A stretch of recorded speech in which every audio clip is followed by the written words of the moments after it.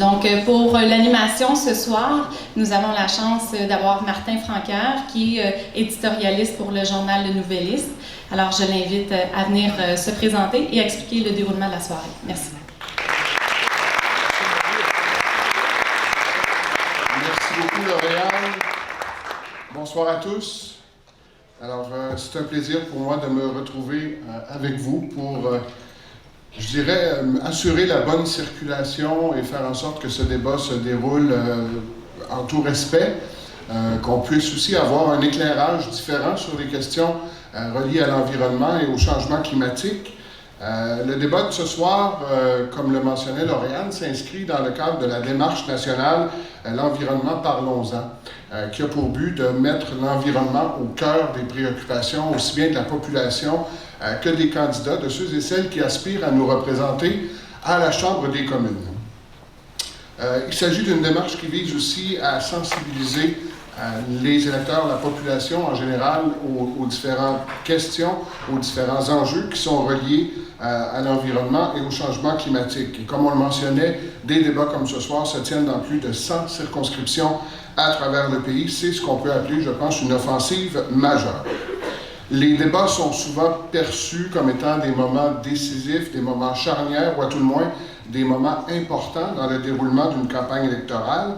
Et les organisateurs de la campagne L'environnement, parlons-en ont cru que le fait de permettre la tenue simultanée d'autant de débats va vraiment permettre de réduire le bruit de fond et placer l'environnement au centre des préoccupations à un moment où ça compte le plus, c'est-à-dire celui de faire le choix d'un nouveau gouvernement. Le débat de ce soir se veut un débat de candidats et non pas un débat des chefs. Évidemment, en raison des thèmes qui sont abordés, les références au programme des partis sont inévitables, mais on va essayer surtout de savoir, de connaître davantage les idées, les positions de ceux et celles qui aspirent à nous représenter. Alors, sans plus tarder, je vais vous présenter les 5 candidats qui sont avec nous ce soir et je vais leur demander de s'avancer sur scène. Il s'agit de M. Robert Aubin du Nouveau Parti démocratique, Mme Louise Charbonneau du Bloc québécois, Mme Marie Duplessis du Parti vert, M. Yves Lévesque du Parti conservateur et Mme Valérie Renaud-Martin du Parti libéral du Canada.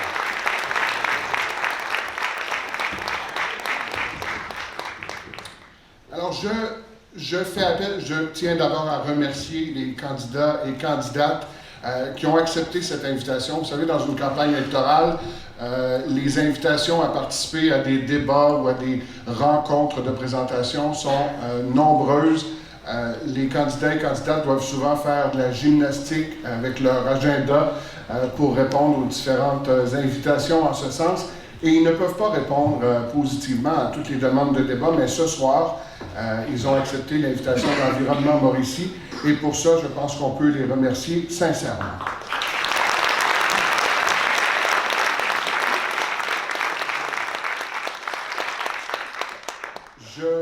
Je fais appel dès ce moment-ci à la collaboration des candidats pour faire en sorte que la soirée se déroule bien, qu'on respecte le décorum et faire en sorte qu'on respecte aussi le droit de parole de chacun. L'activité de ce soir, c'est important qu'elle se déroule, je pense, dans un climat respectueux. Le public ici a le goût d'entendre ce que vous avez à dire. Je présume déjà du niveau d'attention qui sera très élevé du côté du public. Donc, ce serait important qu'entre vous aussi, vous puissiez faire en sorte qu'on ne tombe pas dans la cacophonie. Et je vais me faire un devoir là-dessus d'être le plus strict possible. Je fais appel aussi à votre collaboration pour le respect du temps. Je m'adresse maintenant au public. Si ce que j'ai dit vaut pour les candidats, il vaut aussi pour vous. Je vous rappelle que l'organisation, le comité organisateur de l'événement a déterminé certaines règles d'un décorum minimal à respecter. L'activité de ce soir se veut non partisane. On sait qu'il y a dans la salle des gens des différentes équipes des candidats, c'est inévitable, mais on ne veut pas que l'événement devienne une surenchère d'applaudissements, de huées, donc tout ça ne sera pas toléré. Il est permis, bien sûr, de montrer son appréciation à l'occasion, mais on va faire en sorte qu'il n'y ait pas de débordement et que ça ne devienne pas une surenchère d'approbation ou de désapprobation du moment qu'il y a une intervention qui plaît ou déplaît au public. parce que c'est notre candidat ou le candidat préféré qui a fait une belle intervention. Après si je remarque qu'il y a des applaudissements du chahut et que j'observe très bien qui c'est, je vais me permettre de faire un avertissement. Si au deuxième avertissement, la personne n'obtempère pas, on va se permettre de mettre fin au débat tout simplement. Donc on sera assez strict là-dessus. On est ici pour être en tout respect et écouter ce que les candidats ont à dire. Je vous rappelle qu'on a aussi déterminé là, que toute forme d'affiche, de banderole, de fanion, d'oriflamme était interdite, mais ça, je pense que vous avez déjà franchi la porte en devant montrer patte blanche, donc ça devrait aller. Nous avons ce soir 5 blocs de questions, 4 thématiques communes aux débats qui se tiennent un peu partout au pays et une question du public. Les thèmes communs qui ont été retenus pour l'activité de ce soir sont les changements climatiques, l'eau, la nature et la biodiversité, et les polluants et substances toxiques. Pour chaque bloc, il y aura un préambule, une question, et chaque candidat disposera de 2 minutes pour offrir une réponse à cette question. Après quoi, il y aura une mêlée de 5 minutes où des candidats pourront en profiter pour poser une question à un des autres candidats présents. Et on va déterminer le temps de réponse, s'il y a lieu, et les interventions de la façon la plus équitable. Mais on voulait conserver cet aspect mêlé pour faire différent que la période de réponse à chacune des questions qui, elle, sera propre à chacun des candidats. Alors, ça va demander là-dessus aussi la collaboration des candidats en présence. L'ordre de passage pour chacun des blocs a été prédéterminé par tirage au sort. En fait, on a déterminé l'ordre de passage pour le premier bloc et ensuite on a tout simplement décalé pour les autres blocs. Je vous rappelle qu'après le débat, il y aura une analyse sous forme qui sera balado-diffusée par la Gazette de la Mauricie. Ce sera animé par Marc-André Pelletier et Valérie Deschamps et il y aura une analyse aussi de Paul Vermont-Desroches et Luc Mascotte. Donc ça suivra le débat à 21h15. Valérie Deschamps ne sera pas de... Alors, ce sera animé par Marc-André Pelletier et analysé par Paul... Merci, Lauriane. Ce sera analysé donc par Paul Vermont-Desroches et Luc Mascotte. Alors, sans plus tarder, je vais vous présenter les candidats. Nous allons procéder, en fait, à la présentation de chacun des candidats. Pour cette présentation, chacun des candidats va disposer d'1 minute pour se présenter à vous. Et avant d'entrer, parce que je vous disais qu'il y a eu tirage au sort pour l'ordre de présentation de chacun des blocs, mais pour la présentation des candidats, il a été retenu que ça allait être par ordre alphabétique. Donc, le premier à se présenter à vous sera le candidat du nouveau Parti démocratique, M. Robert Aubin. Merci, bonsoir. Très heureux d'être ici ce soir pour plusieurs raisons. D'abord, je renoue avec mon collège. Vous voir aussi nombreux est également un peu ravissement et surtout le sujet unique du débat de ce soir me ravit puisqu'au moment où j'avais à prendre la décision de peut-être aller en politique municipale, peut-être solliciter un 3e mandat ou peut-être faire autre chose, la question qui m'a amené à solliciter le 3e mandat est la question environnementale parce que pour la première fois de l'histoire, ma génération s'apprête à laisser aux générations qui suivent la plus lourde dette écologique et économique qui n'a jamais été transmise d'une génération à l'autre, et ça m'apparaît totalement inacceptable. Je veux faire partie de la solution, je ne pourrais cependant pas le faire seul, on a besoin de tous travailler ensemble, et je pense avoir cette capacité de réunir les forces vives et de faire en sorte qu'on puisse, à Trois-Rivières, mettre des mesures concrètes qui nous permettent de lutter efficacement contre les gaz à effet de serre. Voilà pourquoi je sollicite un 3e mandat et voilà pourquoi j'ai un aussi grand plaisir d'être avec vous ce soir. Merci beaucoup, M. Aubin. Alors, pour 1 minute, la parole est maintenant à la candidate du Bloc québécois, Mme Louise Charbonneau. Alors, bonsoir tout le monde. Je suis très honorée d'être ici ce soir parmi vous. Je me présente parce qu'il y a beaucoup de gens qui ne me connaissent que très peu. Je suis originaire de Trois-Rivières, plus précisément du Cap-de-la-Madeleine. Je suis une ex-enseignante. J'ai fait toute ma carrière dans l'enseignement et je suis impliquée au Bloc québécois depuis 15 ans, plus activement. J'ai été secrétaire d'exécutif, présidente de l'exécutif de mon parti à Trois-Rivières et directrice de campagne en 2015. Après toutes ces années d'implication-là, j'adhère de plus en plus à la philosophie du Bloc québécois qui est centrée sur l'environnement, sur la péréquation ouverte. On veut récompenser les bons élèves qui travaillent dans le but d'améliorer l'environnement. Merci, Madame Charbonneau. C'est pas long, 1 minute, mais on va essayer d'être le plus discipliné possible sur le chronomètre. Je vous invite d'ailleurs à regarder, il y a Louis-Serge en avant qui a différents cartons là, qui vont vous permettre de voir le temps restant. Alors, la parole est maintenant à la candidate du Parti vert du Canada pour 1 minute, Madame Marie Duplessis. Oui, donc bonjour tout le monde. Je suis très heureuse d'être ici, moi aussi, ce soir avec vous. Je pense que je n'ai pas besoin de m'attarder très longtemps sur le fait que l'environnement, c'est au cœur de mes préoccupations. Donc, je n'ai pas un parcours classique de la politicienne classique. J'ai fait mes études à l'Institut de technologie agroalimentaire du Québec, puis je suis depuis une dizaine d'années dans le domaine de l'agriculture. J'ai quitté ce monde-là parce qu'il y avait beaucoup de choses que je voyais, que j'aurais voulu changer, mais que je sentais que je n'étais pas capable de changer de l'intérieur. Donc, c'est le pourquoi j'ai entamé un baccalauréat en administration des affaires ici à l'UQTR pour pouvoir être mieux outillée pour façonner le monde de demain. Je suis la seule candidate ici qui n'a pas d'enfant. J'aimerais pouvoir en avoir, mais si j'en ai, j'aimerais pouvoir les regarder, leur sourire, puis être positive quand je vais leur parler de leur futur. Merci beaucoup. Directement sur la minute. Merci, Mme Duplessis. La parole est maintenant au candidat du Parti conservateur du Canada, M. Yves Lévesque. Alors, bonsoir à vous tous. C'est un plaisir pour moi d'être ici ce soir, comme tous les autres candidats.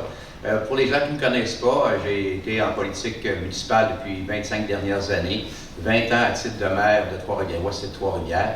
Et quand je me suis engagé en politique, c'est pour redonner confiance aux gens au niveau du politicien, mais surtout pour faire avancer l'organisation qu'on représente. Vous savez, j'ai étudié à Rimouski dans le domaine maritime, j'étais capitaine de navire marchand pendant plusieurs années. Vous savez, j'ai joué à une équipe qui s'appelle le Parti conservateur, 338 hommes et femmes, pas des robots, là. Des robots qui n'ont pas de sentiments, des hommes et des femmes qui ont des cœurs, qui ont des enfants. J'ai 4 garçons, 4 petits-enfants, 338 hommes et femmes à travers le Canada. Et quand j'entends dire, les gens, certaines personnes, que le Parti conservateur, c'est des criminels climatiques, ça me fait mal. Parce que moi aussi, je veux voir un avenir meilleur pour mes enfants et mes petits-enfants. Et quand j'entends dire qu'on est comme des robots, mais ça nous fait mal. Puis vous allez voir notre plan, il est structuré, il est solide. C'est pas en taxant les gens, c'est avec des gestes concrets, avec 50 points majeurs qu'on va améliorer la situation et améliorer la qualité de vie de nos enfants. Merci. Merci beaucoup, M. Lévesque. Et pour conclure, la candidate du Parti libéral du Canada, Mme Valérie Renaud-Martin. Bonsoir tout le monde. Je suis très heureuse moi aussi d'être parmi vous ce soir. Merci d'être là en grand nombre. On voit que l'environnement préoccupe les gens et qu'il prend une importance de choix dans cette campagne-là, et c'est tant mieux. Donc, je vais me présenter brièvement pour ceux et celles qui ne me connaissent pas. J'ai 37 ans. Je suis une femme de Trois-Rivières. Je suis arrivée ici à l'âge de 11 ans, mais je suis fière aujourd'hui de pouvoir me dire trifuvienne. J'ai fait mes études à l'UQTR en communication et j'ai travaillé près de 15 ans dans ce domaine-là avant d'être élue conseillère municipale en 2017. Je me suis lancée en politique aussi pour mon fils Vincent qui a 10 ans. Et j'avais envie de lui léguer un monde meilleur, un monde en santé. Je voulais qu'il puisse continuer à vivre dans un pays ouvert et un pays responsable et un pays respectueux avec des gens respectueux. Je voulais aussi avoir un impact sur la vie des gens avec qui je vis et que je côtoie. Je voulais lui montrer des bonnes valeurs aussi, des valeurs que je lui inculque à chaque jour. Merci beaucoup, Valérie Renaud-Martin. C'est pas long. C'est pas long, en effet. Alors, nous allons, merci de votre collaboration, nous allons passer au premier thème de cette soirée, qui est celui très à la mode d'ailleurs, celui des changements climatiques. Partout dans le monde, on est témoin d'exemples de leadership qui visent à favoriser la réduction des gaz à effet de serre et d'accélérer le virage vers une économie verte. Parallèlement, on constate aussi de plus en plus sur le plan physique les impacts de la crise climatique et il y a un consensus scientifique qui se dégage et selon ce consensus, on dispose d'à peine une décennie pour remédier à la situation, trouver des façons de renverser la situation. On assiste à des phénomènes, je ne vous apprends rien, des phénomènes météorologiques extrêmes à travers le pays, des feux de forêt, des inondations, des vagues de chaleur, des sécheresses, comme on a rarement vu. Ces événements suscitent évidemment beaucoup d'angoisse et de préoccupation chez les électeurs, mais aussi chez les décideurs locaux dans les différents milieux, étant donné les répercussions sur le plan financier, sur le plan environnemental. C'est ce qui soulève beaucoup de questions. Le Canada est le plus grand émetteur de gaz à effet de serre par habitant de tous les pays industrialisés du G20, avec 22 tonnes par personne, et ça, c'est 3 fois plus que la moyenne des pays du G20. La question est la suivante. Quels sont les éléments du plan d'action que vous comptez mettre en œuvre pour faire en sorte que le Canada respecte ses engagements pris envers la communauté internationale de réduire ses émissions de gaz à effet de serre de 30 % par rapport au niveau de 2005 d'ici 2030? Pour ce bloc de questions, le tirage au sort a fait en sorte que le premier à prendre la parole sera le candidat du Parti conservateur, M. Yves Lévesque. Effectivement, le Parti conservateur, je disais tantôt, c'est 338 hommes et femmes qui ont à cœur le Canada, qui ont à cœur l'environnement. Alors, c'est un constat, c'est une réalité que l'environnement, c'est un enjeu pas juste au niveau du Canada, mais mondial. Alors, les deux éléments importants, le plus important, selon moi, ce sont nous, les contribuables, les citoyens. Qui crée les gaz à effet de serre? C'est nous, comme consommateurs. On sait qu'on est des consommateurs qui consomment beaucoup. On a 2 autos, 3 autos pour certaines personnes. On a des téléphones cellulaires. On achète sur Amazon les uns. Amazon, c'est un bateau, une boîte, un camion chez moi, une grosse boîte. On déballe la grosse boîte, c'est une petite boîte, la suremballage. Alors, on doit, comme individu, se regarder le nombril. Parce que souvent, on dit le gouvernement, qu'est-ce que vous allez faire? Le gouvernement a un rôle à jouer, mais vous avez un rôle encore plus important. On peut poser des gestes concrets qui ne coûteront absolument rien à la société, qui vont améliorer l'environnement. Le gouvernement doit jouer un rôle dans les grandes structures, les grandes infrastructures. On ne peut pas demander aux citoyens de façon individuelle d'investir dans les eaux usées qui sont déversées dans les cours d'eau. On ne peut pas demander aux citoyens de recycler, d'investir dans des investissements majeurs dans le recyclage. C'est-tu normal qu'en 2019, on jette des eaux usées dans le Saint-Laurent? C'est-tu normal qu'en 2019, on n'est pas capable de recycler 100% de notre matière recyclable? Ça, c'est le rôle du gouvernement. C'est-tu normal, comme gouvernement, qu'on n'ait pas de crédibilité à l'international pour faire en sorte que l'environnement, c'est pas juste le Canada, c'est mondial? Alors, l'effort, elle doit être fait mondialement. On doit avoir un leader avec du caractère, avec un leadership reconnu à travers les G20, les pays industrialisés, pour faire en sorte d'amener l'ensemble des pays à travers le monde sur les mêmes normes environnementales que nous. On a un plan avec 55 mesures concrètes, pas des taxes. Quand j'entends dire qu'une taxe va régler le problème, quand le gouvernement parle de taxes, moi j'ai peur. Puis ça ne coûtera rien. Alors, vous avez déjà vu une taxe qui ne coûtait rien, j'ai jamais vu ça de ma vie. Alors, il y a moyen, des mesures concrètes, d'améliorer la situation. Le train à grande fréquence, déversement des eaux usées, programme de rénovation pour les maisons, maintenir les subventions pour les voitures électriques, les rénovations éco. Alors, il y a des mesures concrètes qu'on peut faire et revoir nos programmes de subvention. On subventionne plein de choses. Merci, alors, il faut recentrer Lévesque. en fonction des priorités qu'on s'est données. Merci beaucoup, M. Lévesque. Pour répondre à la question maintenant, la candidate du Parti libéral du Canada, Valérie Renaud-Martin. Ben nous, non seulement on va les atteindre, mais on va dépasser ces cibles-là. D'ailleurs, on a démontré qu'on était un gouvernement ambitieux et on est le seul gouvernement qui a agi avec autant de leadership et d'ambition pour la lutte contre les changements climatiques dans toute l'histoire des gouvernements du Canada. On a mis un prix sur la pollution, donc ce qui fait en sorte qu'aujourd'hui, ce n'est plus gratuit de polluer au Canada, et ça, c'est un pas de géant. Ensuite de ça, on est en train d'éliminer progressivement les centrales électriques au charbon pour protéger notre air. On a aussi investi dans 1200 réseaux de transport en commun. Ça, c'est des mesures concrètes qui ont été faites, et on veut continuer dans ce sens-là, et on sait que ça prend un plan ambitieux. C'est pour ça qu'on a 50 mesures pour arriver à devenir un pays carboneutre d'ici 30 ans. Donc, d'ici 30 ans, on veut que les émissions de carbone soient compensées. Et comment qu'on va y arriver? Bien, entre autres, on a annoncé qu'on ferait une plantation d'arbres de 2 milliards d'arbres. C'est un nombre colossal, 2 milliards d'arbres. Et on sait qu'à Trois-Rivières, on en a besoin aussi. On a besoin d'avoir plus d'arbres pour avoir une plus grande absorption du carbone dans l'air par nos arbres. On va réduire le taux d'imposition pour les entreprises qui produisent et fabriquent des technologies propres. Puis on sait qu'à Trois-Rivières, déjà, on a des entreprises qui se distinguent au niveau international par leurs actions, comme Marmen, qui est un leader dans le secteur éolien. On a des entreprises qui sont des leaders aussi dans l'énergie propre. Donc, il faut stimuler cette économie-là. Ensuite de ça, à Trois-Rivières, on a l'expertise pour aller plus loin. Puis on veut aussi interdire le plastique à usage unique dès 2021. Puis à Trois-Rivières, on est communauté bleue. Et je suis fière de ça parce que je suis une des instigatrices avec une citoyenne qui se trouve ici, justement, Joanne. Merci beaucoup Valérie. C'est tout le temps dont on dispose.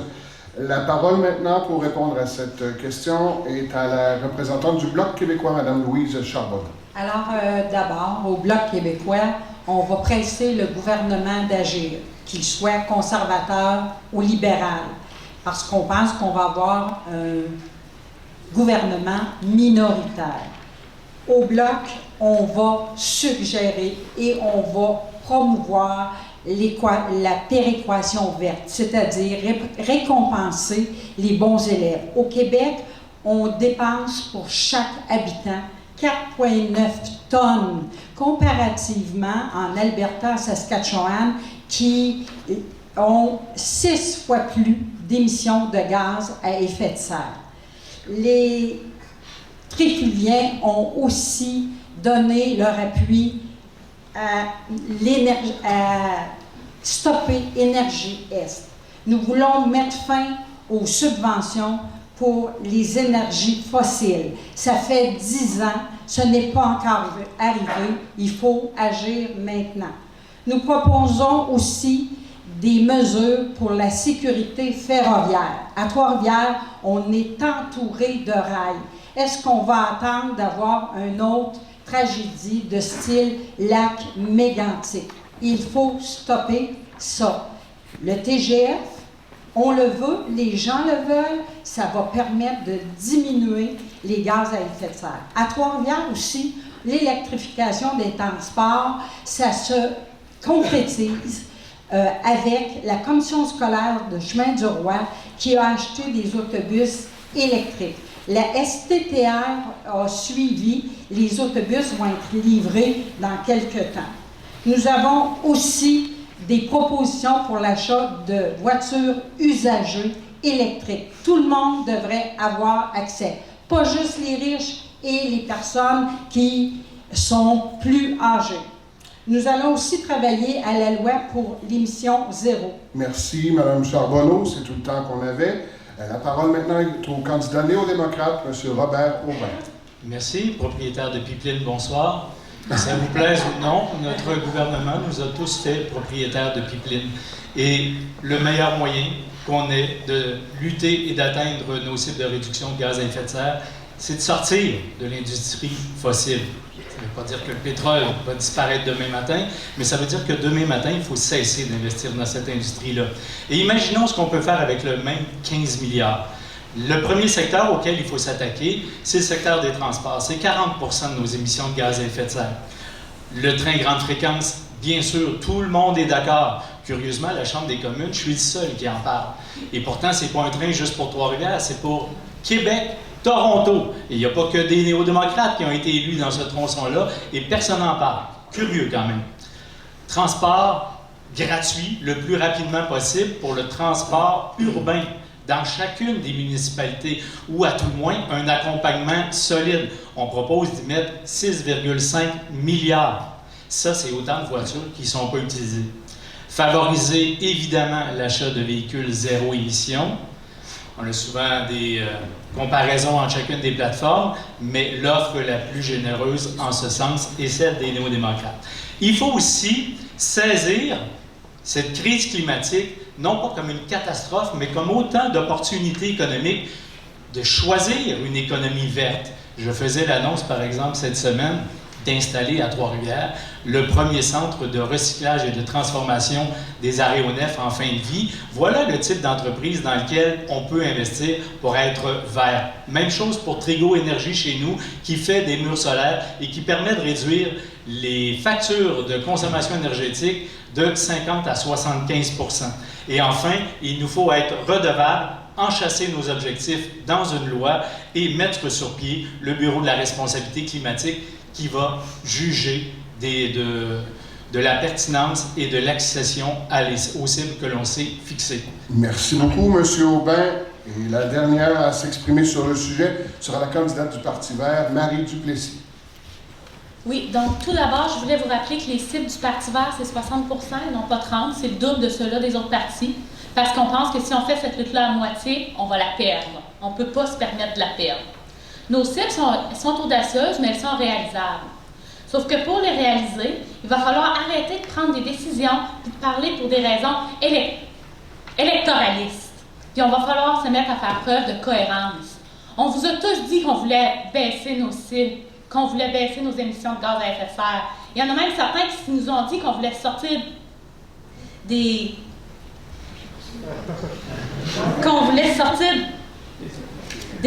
énergies fossiles. Il n'y en a aucun qui est capable de vous dire que son parti est contre le projet de GNL Québec. GNL Québec, là, c'est du gaz naturel. Le gaz naturel, c'est quoi? C'est des énergies fossiles, des combustibles fossiles avec le mot naturel parce que ça fait plus cute puis que ça passe mieux dans vos têtes. OK? Sauf qu'on ne peut pas prétendre qu'on va sortir des énergies fossiles sans être contre GNL Québec. Et ça, il n'y a que le Parti vert qui s'oppose à GNL Québec. C'est facile d'être contre le pétrole en Alberta, loin. C'est beaucoup plus dur d'être contre les combustibles fossiles qui sont chez nous, juste dans le nord de la Mauricie, puis quand une grande partie de vos électeurs approuvent le projet. Ça devient énormément plus difficile. C'est ça la cohérence. Le Parti vert, c'est le seul parti qui veut sortir des énergies fossiles, quelles qu'elles soient, sans compromis, tout de suite. Puis là, on ne parle même pas des risques d'accident. Avec le pétrole, on le sait, le lac mégantique, les marées noires, mais avec du gaz naturel, un accident, c'est certes faible, mais possible. Ça pourrait causer une des plus grandes tragédies qu'on n'aurait jamais vues. Le seul endroit sécuritaire pour les combustibles fossiles, c'est sous la terre. Et c'est aussi le seul endroit logique pour pouvoir baisser nos cibles qu'on s'est données. Merci beaucoup, Mme Duplessis. Alors, nous allons passer maintenant à la période de mêlée. Et pour chacune des mêlées, le premier candidat ou la première candidate qui aura la parole sera le même que celui ou celle qui a amorcé la ronde de réponses aux questions. Donc, pour cette mêlée, la parole est d'abord au candidat conservateur, M. Yves Lévesque. Bien, j'aime bien entendre le Parti libéral, sous la règne de M. Trudeau, dire qu'ils sont les champions de l'environnement. La question que je vais poser, ils ont été là quand même 4 ans, c'est pas qu'une année, là. Alors, en 4 ans, quand on est champion, on se démarque. La société d'État qui s'appelle Post Canada a 13 000 véhicules. 840 millions, je peux peut-être me tromper dessus, mais c'est quand même 13 000 véhicules. Ce pas des voitures économiques, c'est des camions, des camions de livraison et plusieurs véhicules à travers le Canada. Et la société d'État relève du gouvernement du Canada. Quand on est champion de l'environnement, on ne fait pas juste le dire, on le prouve par des gestes concrets. Alors, Mme Renault, j'ai de la misère à comprendre pour les champions de l'environnement qu'il n'y a pas un véhicule d'Hydro-Québec qui soit hybride ou électrique. Alors, pour champion, on n'en passe pas. Mme Renaud-Martin. Bien, je suis contente d'entendre ça parce que, oui, effectivement, on sait qu'il faut être plus ambitieux, mais on a quand même prouvé qu'on avait été le gouvernement qui a le... Non, mais répondre à la question. Oui, attendez. On a déjà, pour l'électrification des transports, on a déjà mis en place une subvention de 5 000 $ pour justement augmenter l'électrification des transports chez les citoyens. Mais vous savez, le pipeline, pourquoi on l'a acheté, là? Bien, c'est parce que on sait que la transition doit se faire, mais on sait que c'est pas en claquant des doigts qu'elle va se faire parce qu'on est tous dépendants du pétrole. Les prix sont encore exorbitants et il faut les descendre. Et comment on va y arriver? Bien, c'est justement en assurant une rapidité au niveau de la transition. Et chaque dollar que va générer le pipeline va être réinvesti dans la transition énergétique. C'est 47 milliards qui va faire en sorte qu'on va accélérer la transition énergétique et qui vont être réinvestis justement dans Merci. l'électrification des transports. Monsieur Aubin, Je voudrais faire un peu de pouce sur la question du pipeline parce que ça m'intéresse vraiment, 15 milliards de notre argent. Le Parti libéral est un parti spécialiste de l'image, je le reconnais, mais quand vous nous dites que vous allez acheter un pipeline, le rénover, l'agrandir, le revendre, et puis un jour, avec les profits générés par ce pipeline, réinvestir dans l'énergie verte, ma question est toute simple. Il faut prévoir au moins 2 ans, sinon 3 pour la construction. Est-ce qu'on arrivera à le revendre? Je ne sais pas. Je ne vois pas le jour où on va faire notre premier milliard de profits. Quand est-ce que les profits que vous espérez vont arriver dans l'économie verte? Je pense qu'on a démontré qu'on était un gouvernement responsable. C'est comme ça qu'on prend nos décisions avec La question, c'est quand? Ben, quand? 5 ans, 10 ans, 15 ans, 20 ans? On a 11 ans selon GIE. Notre objectif, c'est de faire en sorte qu'on soit un pays carboneutre d'ici 30 ans. 30 ans, ça passe très vite. Puis on n'a pas juste le pipeline, on a aussi d'autres mesures. Planter 2 milliards d'arbres, c'est énorme. Merci. Accélérer la transition énergétique aussi. Ça se fait pas en claquant des doigts. Merci, Mme Morano-Martin. Il y a la candidate du Parti vert, Marie Duplessis, qui souhaite intervenir. Ben, moi aussi, j'avais une question pour la candidate libérale. Avant ça, je voulais seulement rappeler aux gens qu'un pipeline, même si on le peint en vert, ça reste un pipeline. Ça, c'était seulement pour le rappeler. Sauf que, en fait, je voulais vous poser comme question, vous avez des plans qui sont assez audacieux pour baisser vos émissions de GES. Ça, je vous félicite. Mais moi, ma question, c'est comment est-ce qu'on peut penser, avec le plan des libéraux, que ce projet-là, aussi bon soit-il, ne va pas se retrouver aussitôt l'élection passée sur la même tablette que celui de la réforme du mode de scrutin? Le projet de... Quel projet vous parlez? Le projet de réforme de mode de scrutin qui a fait un... Non, je veux dire, quel projet qui va se retrouver sur les tablettes? La carboneutralité, puis les cibles de 30 je pense qu'on a déjà commencé... à démontrer qu'on avait quand même des actions concrètes. Là. Je vous en ai parlé tantôt. On a quand même mis un prix sur la pollution. C'est pas vrai que taxer le carbone, c'est pas bon. Puis ça a été déterminé par des experts que c'était une mesure qui fonctionne. On peut au moins dire que les cibles que vous avez annoncées à la conférence de Paris ne seront pas atteintes. Et on en est à des années-lumière. Et quand vous nous dites que ça va être atteint dans un avenir moyen, on parle de projection et pas de réalisation concrète qui ont permis la réduction des gaz à effet de serre. Au contraire, nos émissions de gaz à effet de serre ont augmenté pendant le Madame Charbonneau. Le 30 qu'on a dit qui baisserait les gaz à effet de serre n'a pas été atteint à ce jour. Alors, on peut prévoir que l'atteinte va être ratée d'ici 2030 et on doit arrêter de viser que les profits sur les pétrolières et donner aux pétrolières les moyens d'augmenter leur production. On sait que le gouvernement libéral a fait des efforts, mais on peut... Il se compare aux années Harper avant. Il y a eu 8 années de conservateurs, puis les conservateurs n'en ont pas fait plus que le gouvernement actuel. Merci. Merci, Mme Charbonneau. Et c'est ce qui va conclure ce premier bloc qui était consacré au changement climatique.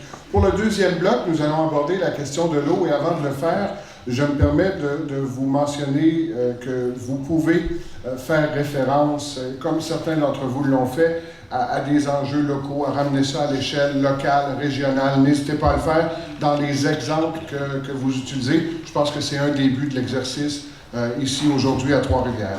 Alors, sur la question de l'eau, nombreux sont les Canadiens qui savent que notre pays possède le plus long littoral au monde, avec les îles du Nord particulièrement. Mais toutefois, peu de gens savent que c'est aussi le pays qui compte près de la moitié des lacs de la planète et la plus grande quantité d'eau douce, en plus de disposer d'environ 10% de tous les milieux humides. Le Canada est actuellement témoin des répercussions du développement industriel et aussi des changements climatiques sur ses ressources hydriques. On constate la résurgence de zones fortement polluées, comme c'est le cas avec le lac Erie, qui se déverse dans le lac Ontario et qui lui-même alimente notre fleuve Saint-Laurent. Qui plus est, je vous mentionne que le Bureau d'assurance du Canada constate que depuis 1970, il y a eu une augmentation massive. On parle de 250% des catastrophes naturelles, incluant des inondations et sécheresses, dont la cause probable est les changements climatiques. La question est la suivante. Quelles mesures le gouvernement fédéral peut-il mettre en œuvre pour collaborer avec différents intervenants tels que les municipalités ou les producteurs agricoles afin de réduire tant la pollution de l'eau que les risques d'inondation, deux situations qui se sont vues aggravées par le développement industriel et les changements climatiques.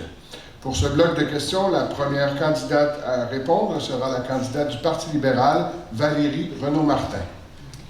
Bien, en tant que gouvernement, c'est sûr qu'on a des mesures qui peuvent aider les municipalités et les agriculteurs. On a des fonds qui sont disponibles, plusieurs fonds pour aider les communautés à faire face au changement climatique.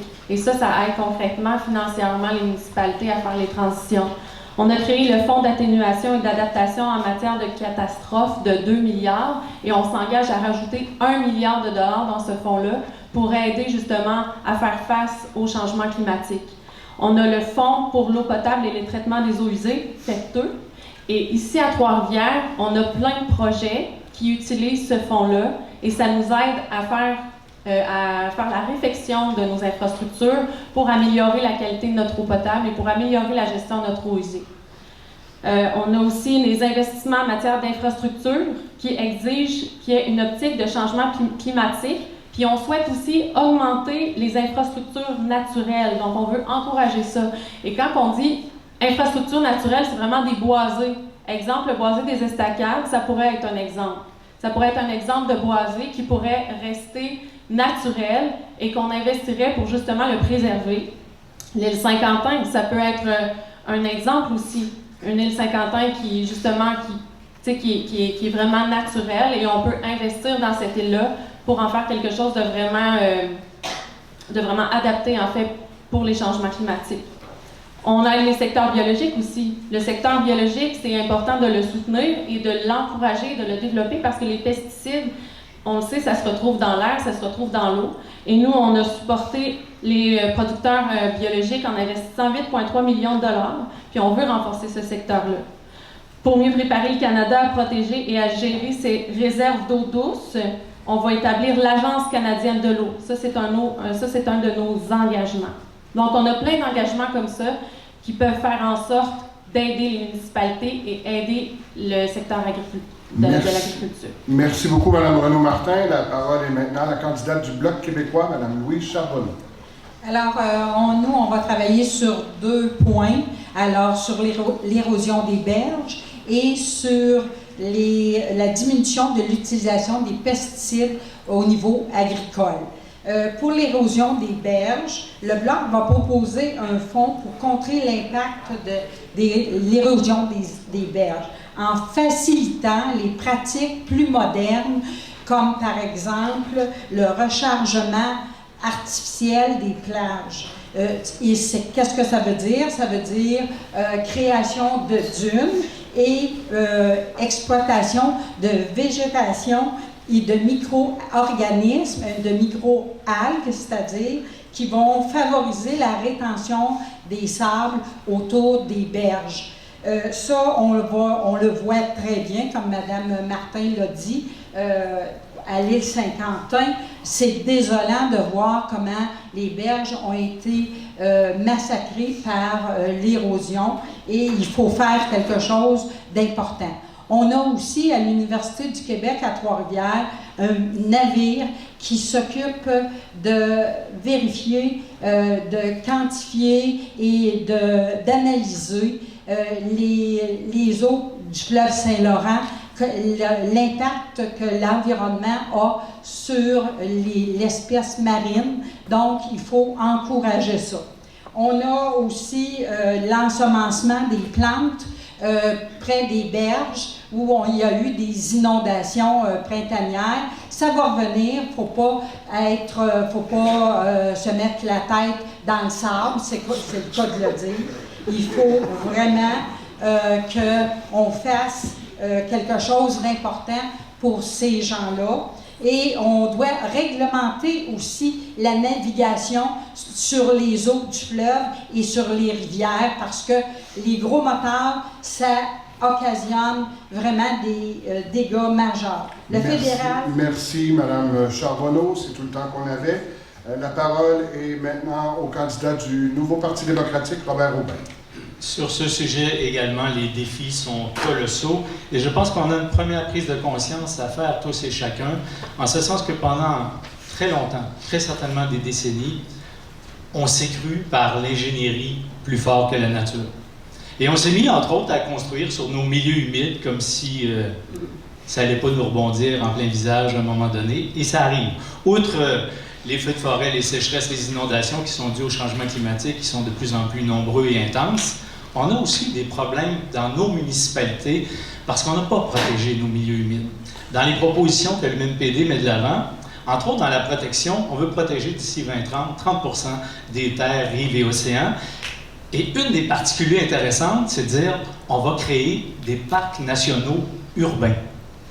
C'est facile. Enfin, c'est plus facile de protéger des grands espaces dans le Nord où personne ne va, en disant, voilà, on a protégé X% de nos terres. Nous, on va le faire en milieu urbain. On va protéger les alentours de la rivière Millet. On va protéger le boisé des Estacades en faisant un parc national urbain.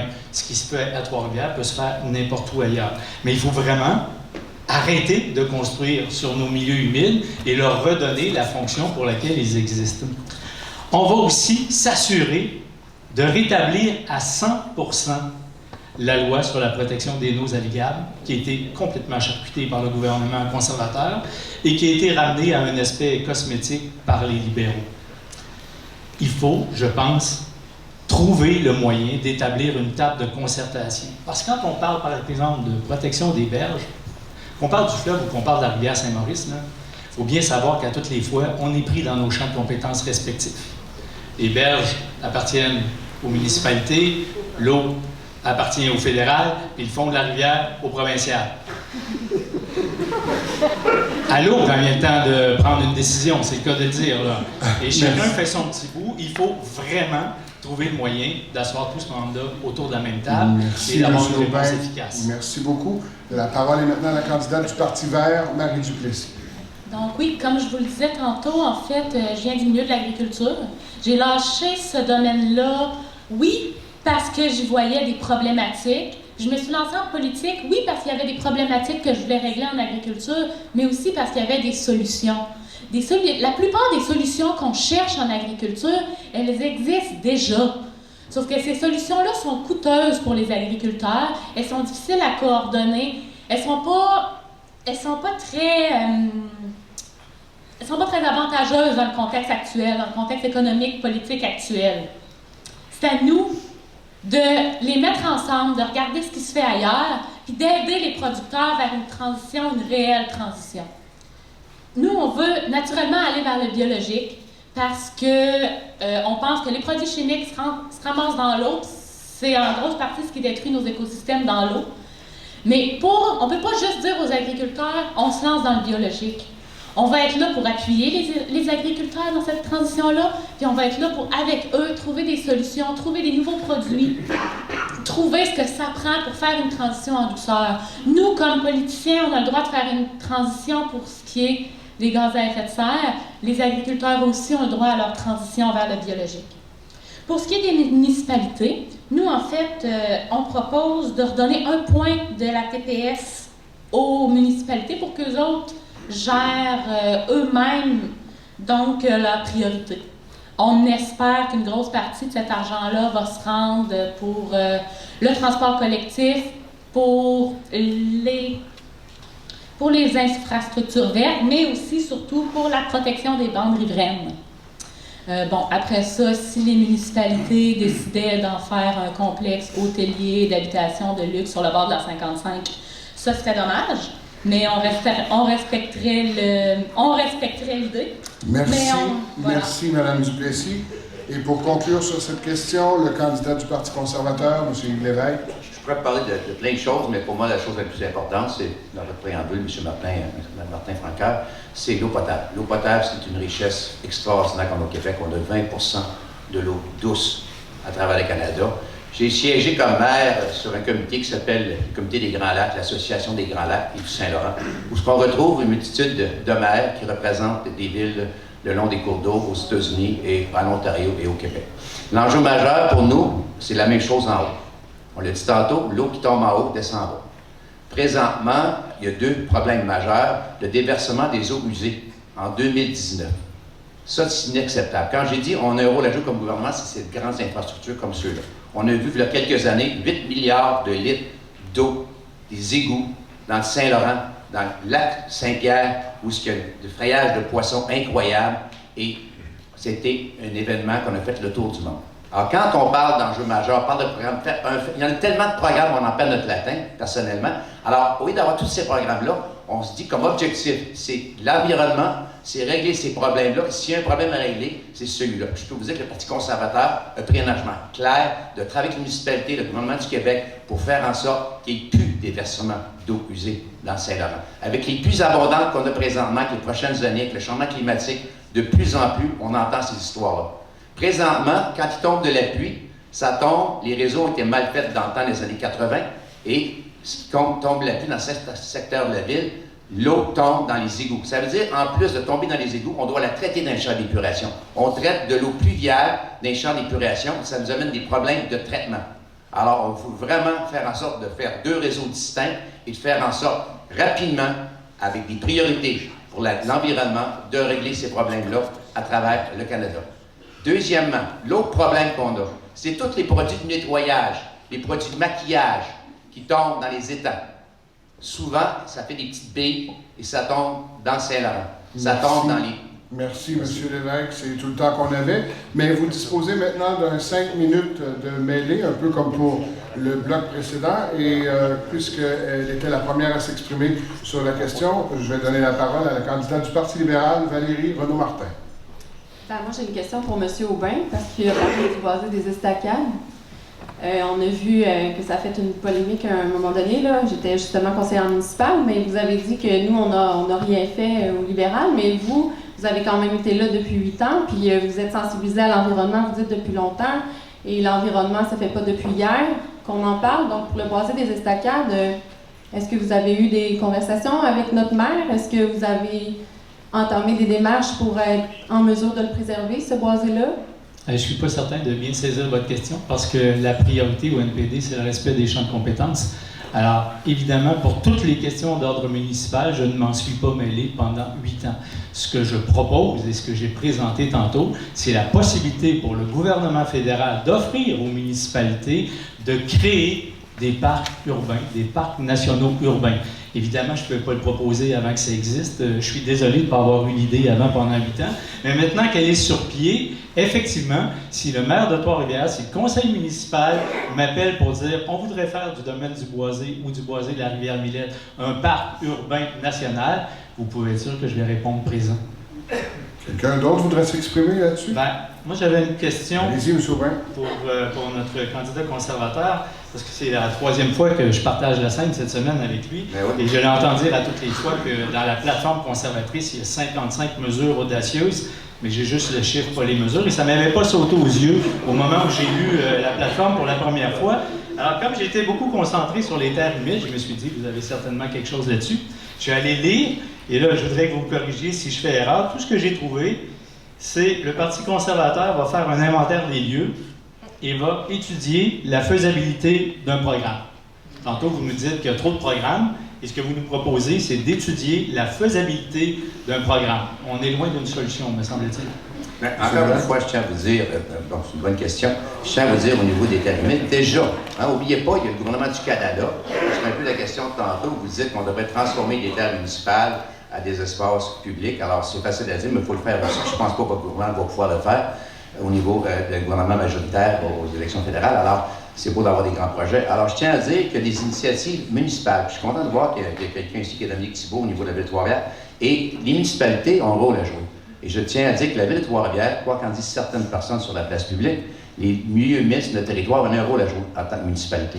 Et nous, on l'a joué en tant que municipalité. Et nous, comme gouvernement fédéral, c'est sûr et certain qu'on va être à l'écoute, qu'on va supporter les gens qui veulent faire cette initiative-là, qu'on va supporter Canard Illimité, qui font l'acquisition de terres humides et qui retransfèrent aux municipalités, et ainsi de suite. Alors, encore une fois, je pense que les terres humides, c'est important. On l'a prouvé à Trois-Rivières, on l'a dit à Trois-Rivières, chaque hectare on développe 1 hectare. On a fait le répertoire de nos terres humides, de nos forêts ancestrales, et la politique que j'ai appliquée à Trois-Rivières, si j'étais là au niveau fédéral, mais c'est ça le gouvernement, c'est pas statique, c'est pas pris dans le béton.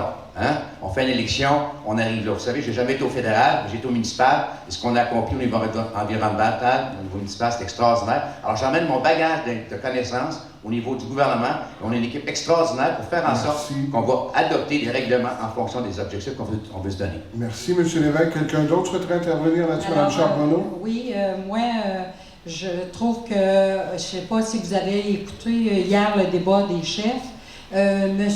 Scheers a eu beaucoup de difficultés à prendre position sur les points d'environnement. Et c'était pour lui, l'environnement, ça se résume à une question d'argent et de pétrolière.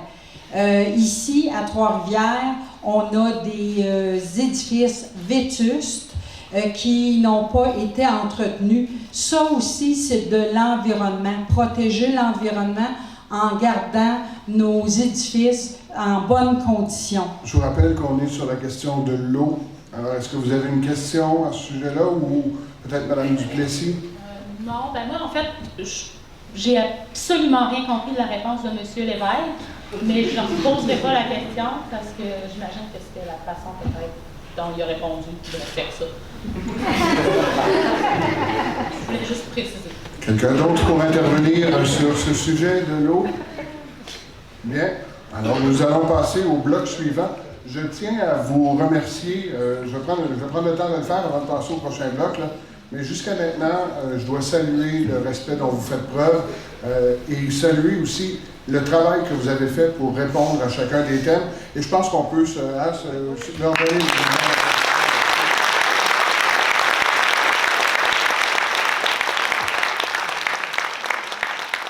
Mes remerciements et mes félicitations valent aussi pour vous jusqu'à maintenant. Tenez ça comme ça va très bien.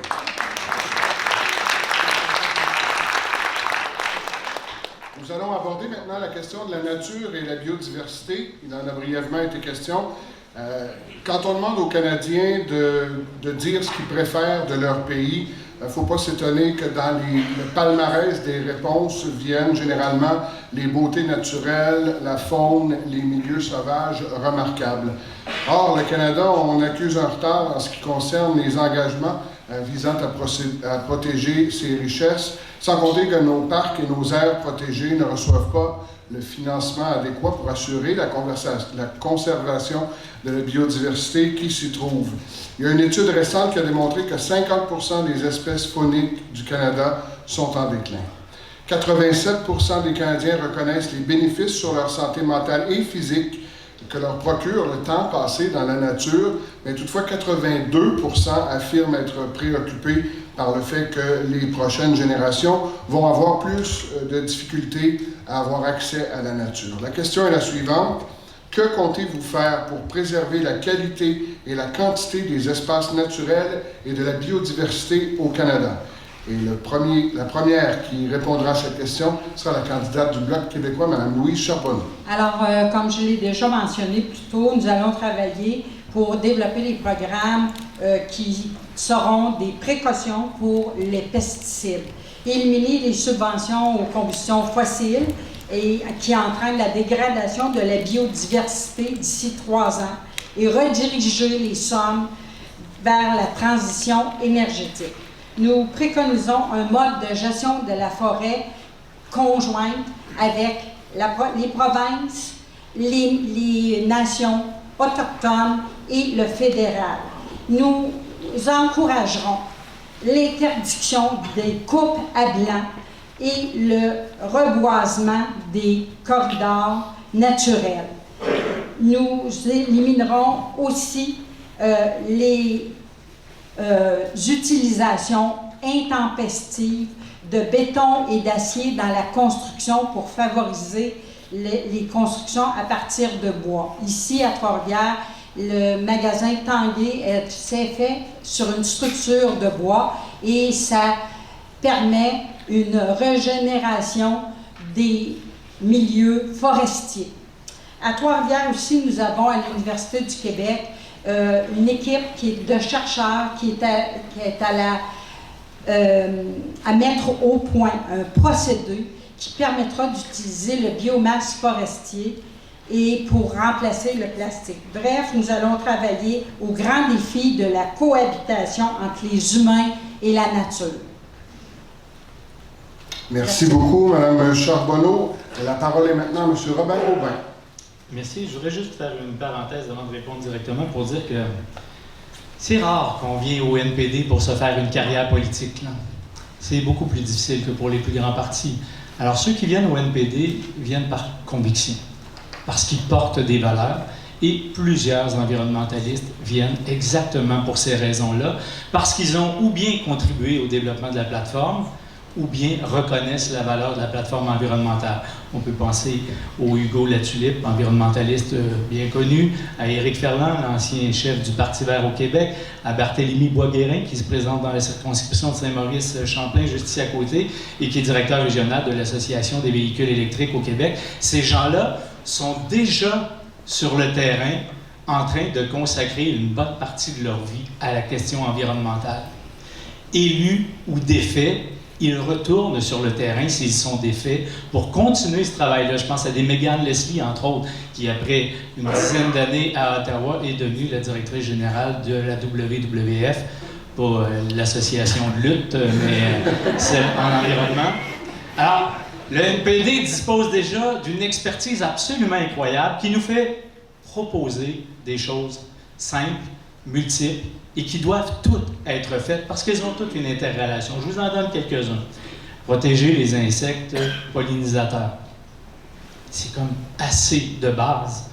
Mais on reconnaît tous le problème avec les abeilles, mais c'est comme... c'est pas assez important pour qu'on s'en occupe. Mettre en place des normes plus strictes pour la navigation dans nos voies navigables afin de réduire l'acidification des cours d'eau. Parce que si on laisse nos eaux s'acidifier, c'est toute la biodiversité marine qui disparaît. Mais on ne le voit pas quand on flotte sur le dessus.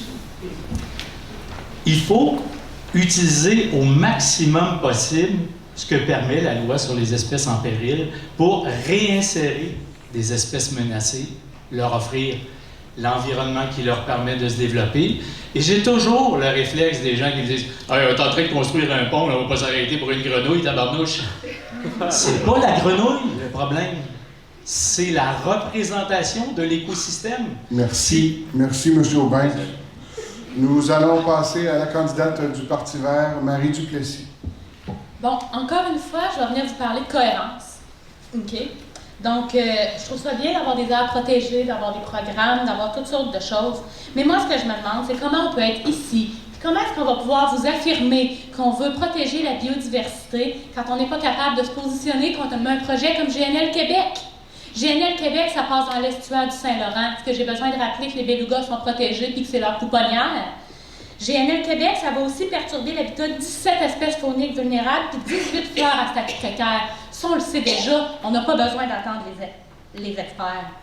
Comment est-ce qu'on peut être ici puis parler de l'importance de la biodiversité quand on ne s'oppose pas fermement à un projet d'oléoduc dans le Saint-Laurent qui serait à une fuite de détruire l'écosystème du Saint-Laurent au complet?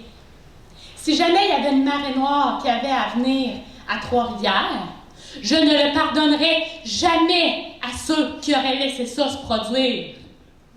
OK? Mais surtout, comment est-ce qu'on peut être ici et dire qu'on veut sauver la biodiversité quand notre parti n'est pas capable de condamner le glyphosate, les néonicotinoïdes et les autres pesticides tueurs de pollinisateurs? OK? Les pollinisateurs, c'est la base de la biodiversité, comme vous le disait M. Aubin. Okay? Pas de pollinisateurs, pas de biodiversité. Pas de biodiversité, plus de vie. OK? Après ça, un coup qu'on a tué la biodiversité, ces poisons-là vont dans le sol, ça tue les insectes, les micro-organismes qui sont dans le sol. On appauvrit notre terre, on tue nos pollinisateurs, puis on se coupe d'un avenir pour les générations futures parce qu'on n'est pas capable de se tenir debout devant Monsanto. Merci beaucoup, Mme Duplessis. Monsieur Yves Lévesque, candidat du Parti conservateur. Alors, au niveau de la biodiversité, nous allons rétablir les consultations constructives avec les intervenants et les peuples autochtones sur les aires protégées que les libéraux ont annulées. Nous allons rétablir le financement des bassins hydrographiques et de la conservation des pêches, aussi annulées par le Parti libéral. Un autre enjeu majeur au niveau de l'écosystème, que vous n'êtes pas peut-être au courant, c'est effectivement avec l'Association des Grands Lacs du Saint-Laurent et des États-Unis, il y a un danger, pas qui nous guette, qui est en train de rentrer rapidement. La carpe asiatique. On a pêché une dans le lac Saint-Pierre cette année. Énorme. 20 livres et ça grossit. Il n'y a pas de prédateurs. C'est des gens qui sont en train de manger toute l'habitation aquatique. Ça veut dire quoi ça? Les autres espèces de poissons vont partir. Et c'est un fléau incroyable. C'est un poisson qui a monté par le Mississippi, qui a monté dans les Grands Lacs. Ils ont fait toutes sortes de procédés, des filets entre les écluses pour essayer d'empêcher de passer, et ça passe de façon astronomique. Et je peux vous dire, si on parle d'eau potable, d'écosystème, s'il y a un enjeu majeur, oui, les abeilles, c'est important, mais je peux vous dire, nos cours d'eau, c'est important, et les poissons et l'habitation aquatique, elle est menacée de façon grave. On a fait des revendications autant aux États-Unis qu'au Canada, et malheureusement, on ne semble pas être conscient de cet enjeu-là. De là, quand on est dans le domaine municipal, on rencontre le vrai problème commence dans les villes. Et de là, d'avoir cette expérience-là, ces connaissances-là, ces liens avec les autres maires à travers les États-Unis, Canada, c'est un problème, un enjeu majeur. S'il y a un enjeu plus important que les autres, ou les abeilles, les moustiques, mais ça, nos cours d'eau, l'habitation aquatique, c'est majeur et on va s'en occuper, je peux vous l'assurer. Merci, M. Lévesque. Et pour terminer, la candidate libérale, Mme Valérie Renaud-Martin. Bien, moi, je suis très fière d'être ici sous le gouvernement libéral, sous la bannière libérale, parce que vraiment, on a démontré qu'on était ambitieux. Puis oui, il faut en faire plus, mais oui, on en a fait des mesures qui ont porté leurs fruits. Puis la preuve, c'est que grâce au gouvernement libéral, la protection de nos océans est passée de moins de 1% en 2015. Quand on est arrivé au pouvoir en 2015, nos océans étaient protégés à 1%. Et aujourd'hui, on atteint presque 14%. Et ça dépasse largement les objectifs qui avaient été fixés. Les cibles de 2020, c'était 10% pour les zones marines et 10% pour les zones terrestres. Et on veut les atteindre, ces cibles-là. C'est pour ça qu'on veut protéger 25% de nos territoires d'ici 2025, 25% de nos aires marines aussi, d'ici 2025, pour augmenter à 30% en 2030. On a aussi instauré le plan de protection des océans, qui est le plan le plus ambitieux national qui a été réalisé. C'est 1,5 milliard et je vous invite à aller vous informer sur ce plan-là parce que c'est un plan réellement ambitieux et c'est un plan qui a vraiment beaucoup de mesures et qui peut avoir un impact vraiment positif sur les océans. Donc, juste quelques exemples de ce que ça comprend, ce plan-là. Une meilleure conservation des écosystèmes, une plus grande protection des milieux marins, recherche et activités scientifiques, donc on veut collaborer avec la science et améliorer les interventions en cas de déversement des hydrocarbures. Ensuite, travailler avec les communautés autochtones parce qu'on sait que c'est eux aussi qui habitent sur le bord de nos océans et qui peuvent nous apporter une expertise pour nous aider à améliorer la protection de nos océans, à améliorer la qualité de notre eau. On a des mesures comme ça qui ont été mises en place et qui fonctionnent et qu'on veut continuer à mettre en place. Et on est ambitieux et on est responsable et c'est comme ça qu'on va arriver à un vrai changement. En appliquant des vraies mesures. Et moi, Merci, Mme Renaud-Martin. C'est tout le temps qu'on avait. Pour cette période de réponse à la question, on en serait maintenant à la période de mêlée, entre guillemets. Alors, nous disposons de 5 minutes. Et pour ouvrir cette mêlée, je vais demander à la candidate du Bloc québécois, Mme Louise Charbonneau, de le faire. Alors, pour ce qui est de cette question-là, je pense qu'il est nécessaire de se positionner, pas juste sur les eaux. La biodiversité, ça regarde aussi la végétation, la faune et la flore. Il faut donc se positionner là-dessus et prendre des mesures efficaces et remplacer notre façon de faire. Avec Je vais poser une question à M. Aubin. Avec la circulation des nombreux bateaux transportant les sables bitumineux sur le fleuve, juste en face de Trois-Rivières, avez-vous discuté d'un plan d'intervention d'urgence avec le gouvernement sortant pour préserver la biodiversité? M. Aubin? Absolument. Et c'est même le NPD qui a déposé un projet de loi en Chambre sur le transport des matières dangereuses, qui malheureusement n'a pas reçu l'assentiment, tant par voie maritime que par voie ferroviaire. C'est aussi important, sinon plus pour Trois-Rivières. Bon, je ne sais pas, je ne peux pas dire plus, c'est autant. Et c'est quand même curieux que le doyen de votre formation, qu'on n'aimera pas parce qu'on le reconnaît tous et on l'apprécie, en ait lui jamais parlé. Or, on partage exactement le même fleuve. Et on est juste d'un côté à le défendre. Ça se peut pas, parce que s'il y avait une catastrophe, les deux côtés y passeraient. Mais je pense qu'on a, et là c'est peut-être le vieux prof qui parle, on a tous un devoir à faire, parce que ce soir, on est tous des gens qui sont particulièrement préoccupés par la question, mais on a un sacré gros travail d'éducation à faire. Évidemment, quand on parle d'éducation, on pense toujours à des fruits qui vont arriver à long terme, mais il faut les semer maintenant. Et il faut voir que les générations les plus jeunes sont peut-être les mieux informées. On dit souvent d'elles qu'elles ne sont pas politisées. Elles ne sont probablement pas au terme où on l'était à leur âge, avec des cartes de membres de partis et un militantisme incroyable, mais elles sont probablement la génération la plus informée de toutes celles qui ont passé à date. Et c'est à elles et à nous de sortir, de prendre le bâton et la bannière et de convaincre ceux qui nous entourent, parce qu'il n'y a qu'avec la puissance de la collectivité qu'on va y arriver. Merci, M. Aubin. On pourra y revenir. Ça fait déjà un petit bout de temps que vous parlez. Je vais donner la parole à Marie Duplessis. Oui, en fait, moi, je voulais seulement rappeler, on a parlé énormément des abeilles pour les pollinisateurs. Les abeilles sont en effet des pollinisateurs extrêmement importants, mais s'il n'y avait que les abeilles, ce ne serait pas assez. Il y a énormément de pollinisateurs. On parle de d'autres types, comme des bourdons. Il y a plusieurs types de bourdons. On parle de mouches, on parle de plein de sortes d'insectes, on parle de certaines sortes d'oiseaux et de petits mammifères aussi, qui sont des pollinisateurs. Les abeilles ne vont pas partout et ne sortent pas à toutes les températures. Avec seulement les abeilles, si on se concentre seulement sur le problème des abeilles, on n'aura plus rien qui va pousser avant qu'il fasse 20 degrés dehors. Mais j'aurais aussi une question aussi pour M. Lévesque. Vous nous avez parlé des carpes asiatiques, mais vous ne nous avez pas parlé de solutions par rapport aux carpes asiatiques. Est-ce que vous auriez une solution? Qu'est-ce que vous comptez faire avec cette histoire-là de carpes asiatiques? Bien, d'engager des chercheurs, parce que présentement, c'est un problème qui persiste, et c'est pas juste chez nous, c'est ailleurs aussi. Alors justement, ça prend le gouvernement qui est prêt à mettre de l'argent pour travailler avec les municipalités, avec le gouvernement américain, pour vraiment trouver une solution. Ils ont essayé toutes sortes de choses, ils ont essayé des filets, ils ont essayé des fils électriques. Alors, ça arrive, c'est pas, vous avez vu déjà sur YouTube, allez voir sur YouTube, là, les poissons qui sautent dans le bateau, là, c'est ça la carpe asiatique, OK? Alors, ça rend à pas jeter. Alors, je peux vous dire que, effectivement, c'est un problème, c'est un fléau, c'est vraiment incroyable. Et quand on parle d'écosystèmes au niveau aquatique, je peux vous dire qu'il faut adresser ce problème rapidement et trouver des solutions. Ça passe par des chercheurs, ça passe, déjà des choses ont été faites, mais ça ne fonctionne pas. Oui, on est déjà ralenti, mais ça continue et ça descend rapidement. La preuve qu'on a eu dans le lac Saint-Pierre cette année, c'est juste un début. Monsieur... Ça, ce serait le gouvernement conservateur le mieux placé, probablement. Avec le gouvernement américain et les municipalités. Présentement, il n'y a aucune réponse, autant des deux côtés.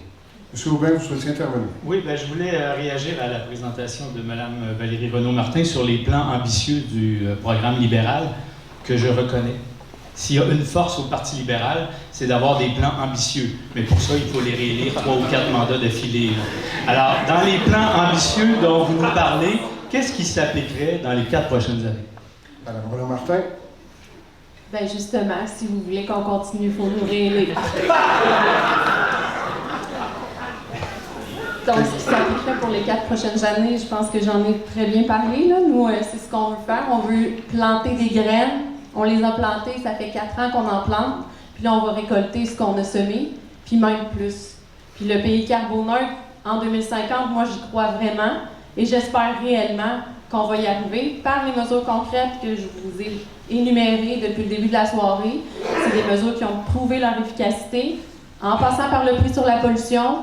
Puis on est un pays qui, maintenant, n'est plus gratuit pour polluer. Et ça, c'est un premier pas et c'est un pas de géant. Merci, Mme Renaud-Martin. C'est ce qui conclut notre bloc sur la nature et la biodiversité. Nous allons maintenant passer au bloc à la question portant sur la pollution et les substances toxiques, même si certains d'entre vous avaient déjà effleuré certains éléments de réponse qui pourraient convenir à cette question. Vous savez que le Canada a fait de grands progrès pour améliorer la santé des citoyens et aussi de l'environnement en réglementant particulièrement des substances toxiques. Que l'on parle ici de la réglementation sur le plomb dans l'essence, la restriction d'utilisation de produits chimiques comme les DDT et les substances qui appauvrissent la couche d'ozone, l'accord Canada-États-Unis sur les plus acides aussi, ou encore l'abandon progressif de l'électricité produite à partir du charbon.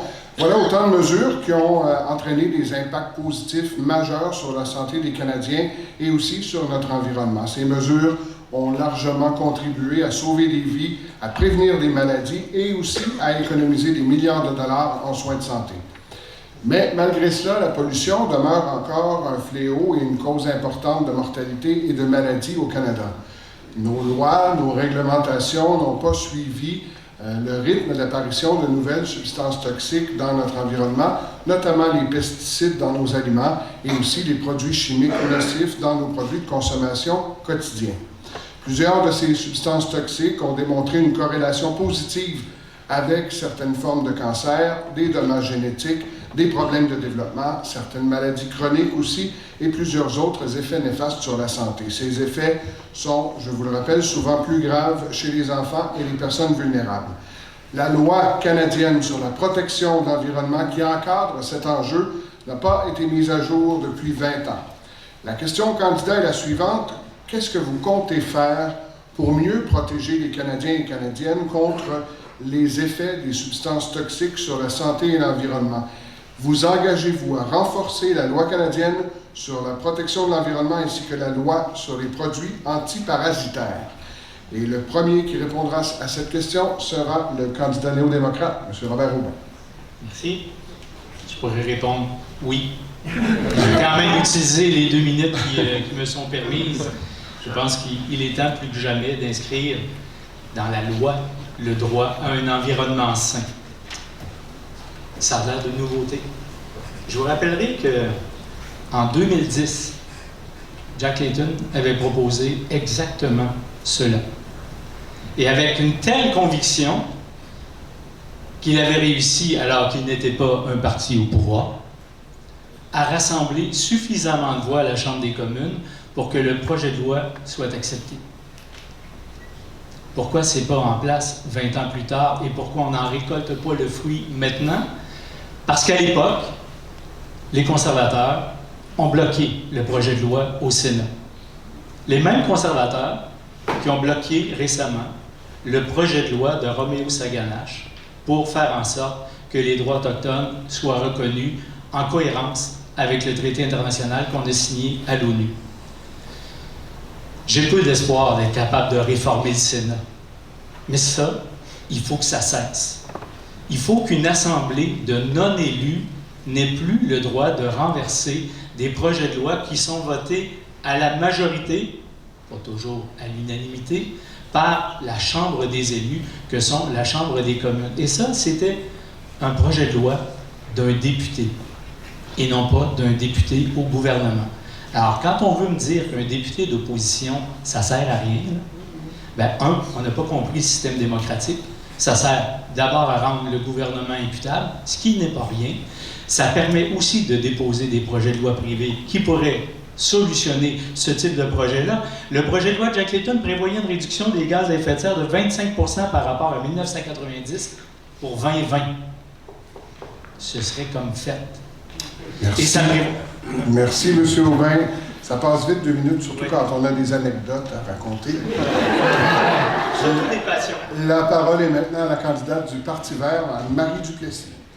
Oui, donc je vais dans le même sens que ça va être vraiment essentiel de réformer cette loi-là, ces lois-là. Puis, entre autres, une chose qu'il va falloir mettre comme ligne directrice en la réformant, ça va être d'y inclure le principe de précaution. Le principe de précaution, il a été formulé pour la première fois en 1992 pendant la déclaration de Rio, et il va comme suit. En cas de risque de dommages graves ou irréversibles, l'absence de certitude scientifique absolue ne doit pas servir de prétexte pour remettre à plus tard l'adoption de mesures effectives visant à prévenir la dégradation de l'environnement. Après ça, on l'a reformulé souvent, ce principe-là, pour l'adapter au milieu de la santé aussi. On ne va pas attendre qu'il y ait des preuves absolues que certains produits sont nocifs, soit pour l'environnement ou pour la santé, avant de mettre un moratoire ou de les bannir totalement. On va reprendre l'exemple du glyphosate. Est-ce qu'on a des doutes raisonnables que le glyphosate peut être associé au cancer? Je pense que oui. Okay? Il y a assez d'études qui commencent à avoir des corrélations. On n'a pas la certitude absolue, mais avec une réforme de loi comme ce que le Parti vert veut proposer, on aurait du moins mis un moratoire sur le glyphosate pour protéger la population. Au mieux, on l'aurait banni. Le principe de précaution, il devrait servir dans toutes les mesures qu'on va mettre en place par le futur. Et aussi pour ce qu'on importe. Si c'est bon chez nous, c'est bon pour les produits qu'on laisse rentrer. Voilà. Merci beaucoup, Mme Duplessis. M. Yves Lévesque, candidat du Parti conservateur. Alors, c'est nouveau pour moi, j'étais dans le domaine municipal, mais ce qui m'étonne là-dedans, si le préambule que vous avez dit, la loi canadienne sur l'environnement n'a pas été modifiée ou ajustée ou mise à jour depuis 20 ans. C'est incroyable. Et comme maire, autant vis-à-vis de mon organisation municipale que gouvernementale, provinciale, fédérale, parce qu'on est assujetti au gouvernement provincial et on fait affaire avec le fédéral, et souvent, je me disais, pourquoi cette loi-là, elle existe? Est-ce qu'elle est peu adaptée? C'était peut-être bon il y a 20 ans, mais c'est plus bon aujourd'hui. Municipalement, la même chose. Ce qu'on faisait il y a 20 ans, ça peut être encore bon, mais il y a des grandes chances que ce soit plus bon. Alors, même dans notre propre vie, ce que je fais aujourd'hui, ça ne veut pas dire que ça va être correct demain matin. Alors, comme gouvernement, d'entendre qu'une loi aussi importante sur la protection de l'environnement n'a pas été modifiée, c'est épeurant. C'est épeurant, ça n'a aucun sens. Et cette loi-là doit être revue régulièrement, comme plusieurs fois. Et c'est ça que je reproche à différents gouvernements. On met des lois en place, mais on ne les revoit pas. Et quand on parle d'environnement, le monde change. L'environnement change. Les produits changent. Les chercheurs s'améliorent. Alors, comme gouvernement, il faut s'assurer, premièrement, comment ça fonctionne. L'Agence de santé homologue les produits. Le produit peut être bon, mais dans 2 ans, avec les recherches, peut s'avérer dangereux, comme le Roundup, comme vous avez dit tantôt. Alors, c'est important d'avoir un gouvernement, un ministère de la Santé qui fait en sorte de donner la commande à ses fonctionnaires, premièrement, de subventionner nos chercheurs, une fois qu'on a des résultats concrets, tangibles, sur un produit X, Y, Z, d'assurer, d'acheminer le résultat à nos agences, à nos organisations du gouvernement fédéral et de rapidement modifier la loi sur l'environnement au niveau du Canada. Alors pour moi, c'est irresponsable de le faire. Et dans votre préambule, vous avez mentionné aussi des bons coups. Entre autres, l'accord Canada-États-Unis sur les pluies acides. Je suis fier de dire que c'est sur le règne du Parti conservateur que ça a été signé. Merci beaucoup, M. Lévesque. La parole est maintenant à la candidate du Parti libéral, Valérie Renaud-Martin. Oui, ma première portion de réponse va porter sur la deuxième question. Donc, moi, je suis très fière de dire qu'on va s'engager effectivement à renforcer la loi canadienne pour la protection de l'environnement, pour mieux protéger les gens contre les toxines et autres formes de pollution. Et il faut le faire rapidement. Donc, nous, on s'engage à le faire. Ensuite, on sait que la pollution est présente dans l'environnement. J'ai participé au grand nettoyage des rivages canadiens, je l'ai même organisé et j'ai vu dans l'environnement 1 tonne de sacs de plastique, des bouteilles de plastique, et c'est pour ça qu'il faut aussi bannir le plastique à usage unique dès 2021.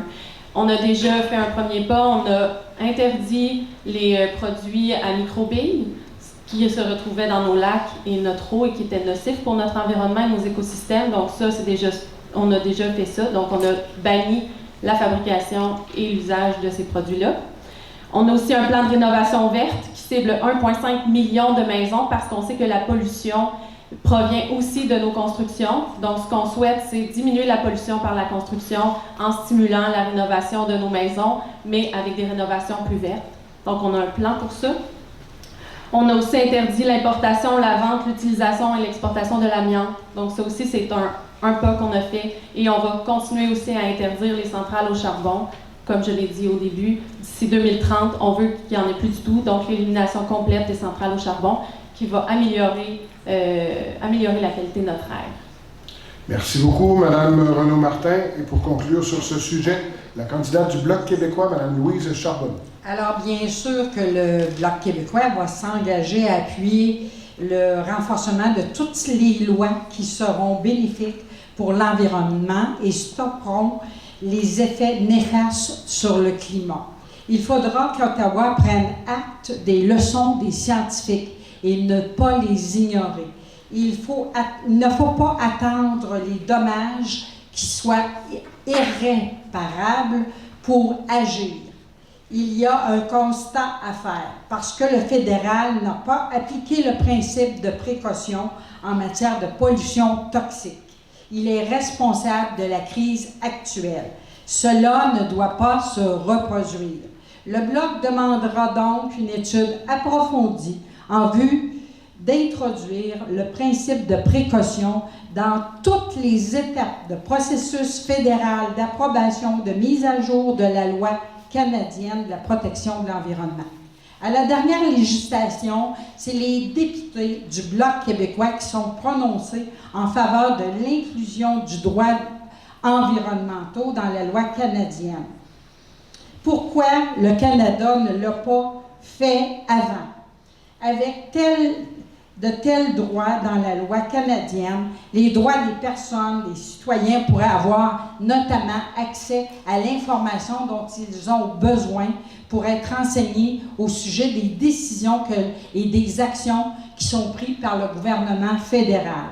Le droit de vivre dans un environnement sain et respectueux de la biodiversité a été adopté par plus de 100 nations, mais pas par le Canada. Les Canadiens, comme les Québécois, ont aussi le droit de vivre dans un environnement sain. C'est ce que nous attendons de nos gouvernements. Merci beaucoup, Mme Charbonneau. Nous allons passer à la période d'échange sur ce sujet. Et l'honneur revient cette fois-ci pour amorcer la discussion au candidat du NPD, M. Robert Aubin. Je pense qu'il apparaît de plus en plus évident qu'en matière de lutte au changement climatique ou sur toute la question générale de l'écologie, il faut apprendre rapidement à travailler différemment. Et ma question s'adresse tant aux représentants libéraux que conservateurs. Elle est fort simple. Est-ce que vous allez changer votre façon de faire? Parce qu'il y a de fortes chances qu'avec l'élection du prochain gouvernement, la balance du pouvoir se retrouve, par exemple, entre les mains du NPD. Or, sur les microbilles, le premier projet de loi sur les microbilles est signé Megan Leslie, une députée néo-démocrate. Mais la sauce libérale, c'est on bat le projet de loi, on en fait un pareil, puis on se donne le crédit. Le premier projet de loi sur les plastiques uniques, il est signé Gord Jones, un député néo-démocrate. Même chose, on bat le projet de loi, on en fait un pareil, puis on se donne le crédit. On n'a pas le temps. On n'a plus le temps de jouer ces games politiques. On a cru en 2015 qu'avec l'élection de Justin Trudeau, il allait avoir cette ouverture aux idées des autres partis pour dire c'est pas mon idée qui est importante, c'est la meilleure idée. Monsieur Aubin, si je comprends bien, vous vous adressez aux candidats. Oui, pour savoir s'ils acceptent de changer leur façon de faire. Candidat libéral. M. Lévesque, madame. Pour nous, en passant, je pense que le parti qui est sur la sellette présentement, c'est le Parti libéral. Puis je pense d'entrée de jeu, vous avez dit tout à l'heure clairement que c'est beau, des belles politiques, des belles orientations, mais il faut regarder les résultats. Et madame, je dis votre nom, je suis pourri des noms. On parlait des pesticides du Roundup. Pourtant, le Parti libéral, qui se dit grand défenseur de l'environnement, des grandes politiques, et moi, je me suis fait un devoir à la ville de Trois-Rivières. Je disais toujours à mes partenaires de travail, mes cadres, on adopte une politique, c'est pas juste pour bien pareil. Il faut que le plan d'action suive les babines. Hein, les bottines suivent les babines. Alors, quand on adopte, c'est le fun, on adopte une politique de développement durable, de communautaire, social, les gens sont contents. Mais après ça, il faut poser des actions. Voulez-vous répondre à la question de M. Aubin? Alors, ce que je dis présentement, présentement, dans notre plan, il est clair au niveau de l'environnement. Les billes, tantôt, j'en parlais, c'est une priorité. On a un nouveau parti avec un nouveau chef, avec des gens qui sont vraiment orientés sur les résultats. Pas taxer les gens, ça c'est facile de taxer les gens. Il y a moyen, déjà on donne une fortune. La question c'est, allez-vous changer la façon de gouverner? Absolument, absolument. Le fait qu'on est du monde municipal, qu'on connaît la problématique, on amène des nouveaux personnes autour d'une table pour régler les problèmes. Et je peux vous assurer, dans le plan environnemental, on a 55 mesures concrètes, réalistes, pragmatiques, qui n'affectera pas le pouvoir d'achat des contribuables pour atteindre les résultats. Puis, Ou je tiens à la dire, place aux le autres Parti partis. conservateur, en 2016, a baissé les CO2 de 44 mégatonnes. Le Parti libéral, qui se dit les grands champions de l'environnement, en 2017, le CO2 a augmenté de 66 %. En 2018, on ne parle pas de 4 ans, en 2018, a augmenté de 103 %. Alors, quand on dit des choses, nous, on le je fait. vais donner la parole à J'ai pas vu la collaboration. Renaud Martin. Bien, en fait, ce que je peux dire, c'est que ben là, vous m'apprenez que vous aviez déposé en chambre des motions. Moi, je n'y étais pas. Des projets de loi. Des projets de loi, excusez-moi. Mais ça, regardez, vous me l'apprenez. Quoi qu'il en soit, c'est quand même intéressant de voir qu'il y a des bonnes idées et qui sont reprises, nonobstant le fait que ce soit de vous qui ça émane, quand même. C'est bien. Je trouve que ça démontre une ouverture. Mais bref, pour ce qui est de travailler, ben moi, c'est comme ça que je travaille en équipe. Et je pense que notre gouvernement, je reviens sur le fait que c'est celui qui a démontré le plus d'ambition pour la lutte au changement climatique dans toute l'histoire du Canada. Et ça, c'est reconnu. Il n'y a aucun gouvernement qui a réussi à mettre en place autant de mesures pour assurer la lutte au changement climatique. Et on sait que ça ne se fait pas en claquant des doigts. Je viens du milieu municipal. Quand on parle de changer le comportement des gens, ça touche les gens et c'est extrêmement délicat.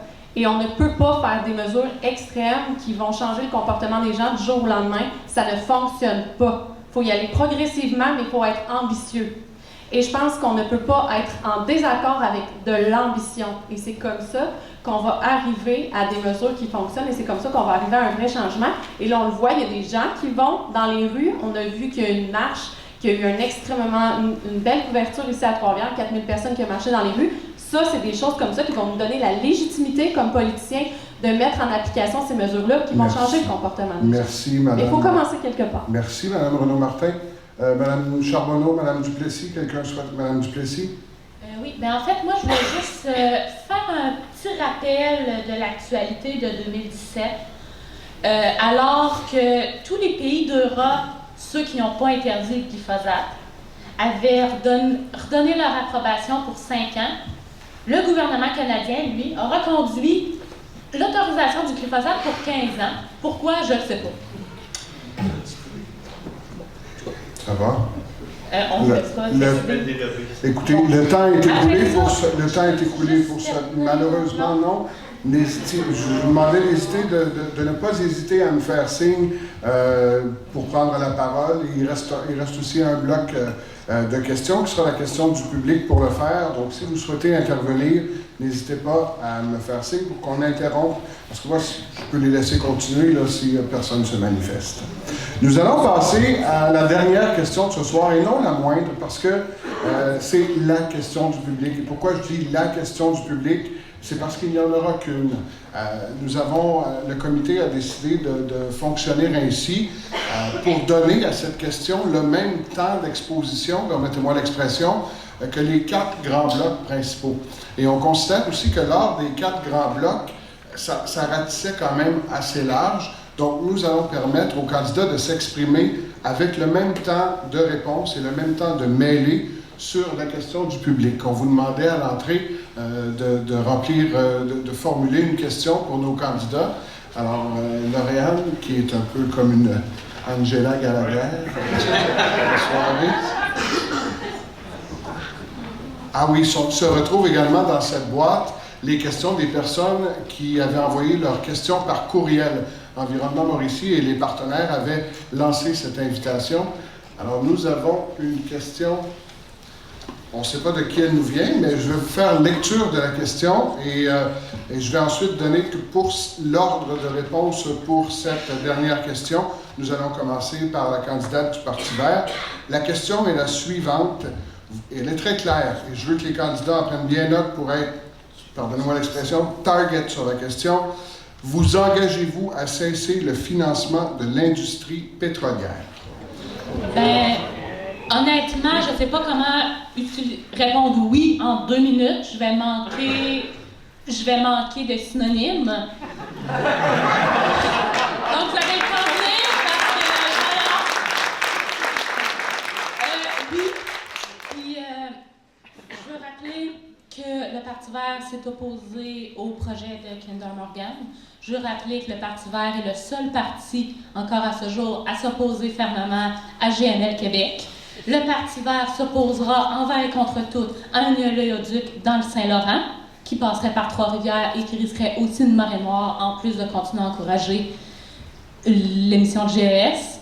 Et le Parti vert s'engage, moi de même, à ne jamais appuyer aucun nouveau projet d'infrastructure qui permet d'émettre encore des GES. Puis le but, c'est de se sortir des combustibles fossiles, d'arrêter d'émettre des GES, peu importe qu'ils nous viennent du charbon, des gaz naturels ou du pétrole. Merci beaucoup, Mme Duplessis. La parole est maintenant au candidat du Parti conservateur, M. Yves Lévesque. Oui, absolument. Nous aussi, on va orienter nos subventions, comme je disais tantôt, des milliards de dollars, autant au niveau économique que des infrastructures. On l'a dit tantôt, cet argent-là, autant au niveau des infrastructures, mais ça va être orienté pour des gestes concrets pour régler les problèmes de changement climatique. Au niveau économique, la même chose. On parle d'innovation, d'encourager les crédits d'impôt pour les gens qui vont de la recherche, l'innovation au niveau des produits verts. Toutes les entreprises qui vont faire en sorte d'instaurer des processus qui vont diminuer le gaz à effet de serre vont être reconnus. Alors, fini le temps de subventionner un peu n'importe quoi, de souffler l'argent d'un peu partout. Alors, vraiment, l'orientation, c'est d'aller dans cette direction-là et prendre de l'argent aussi pour la rénovation des éco-énergies des maisons, les voitures électriques. Alors, on va se concentrer vraiment les programmes, faire le ménage dans l'ensemble des programmes, autant économiques qu'infrastructures municipales, pour des gestes concrets pour améliorer le gaz à effet de serre sur l'ensemble du Canada. Merci beaucoup. Madame Valérie Renaud-Martin. Ben, nous, au gouvernement, au Parti libéral, dans le fond, on s'engage à ne pas créer de nouveaux canaux pour les oléoducs. Donc, c'est sûr qu'on ne développera pas un oléoduc de l'ouest à l'est. On est un gouvernement responsable, donc bien sûr qu'il faut y aller progressivement, comme je vous le disais tantôt, mais non, il n'y aura pas de nouveaux projets. Ensuite de ça, il y a déjà 8 subventions sur les énergies fossiles qui sont en cours d'élimination sur 9. Donc, il n'en reste plus qu'une. Ce sont des choses comme ça qu'on s'engage à faire. Merci beaucoup. Madame Louise Charbonneau du Bloc québécois. Alors, pour le Bloc québécois, c'est entendu que tout ce qui sera proposé et qui ira dans le sens de la protection de l'environnement, nous l'appuierons fortement. Et nous, on voit l'environnement dans le sens de la péréquation verte, que ça peut devenir une économie verte, qu'il y ait des opportunités d'emploi pour ce domaine-là, dans tous ces domaines-là, qu'il y aura des scientifiques, des chercheurs qui pourront avoir des débouchés pour leur recherche, des emplois pour les jeunes dans le secteur de l'environnement. Donc, c'est une opportunité de se démarquer et d'aller de l'avant pour être faisant partie du 21e siècle et ralentir les effets du climat. Merci beaucoup, Mme Charbonneau. M. Robert Aubin du NPD. Merci. Comme je suis le dernier, j'ai eu un peu plus de temps pour trouver des synonymes. Alors, je réponds oui, yes, pour être dans les deux langues officielles. Absolument, sans hésitation, rapidement. On le propose depuis des années. Autre promesse brisée de M. Trudeau au passage. Sérieusement, mais les conservateurs y pensent, alors on doit être rendu là. Mais surtout,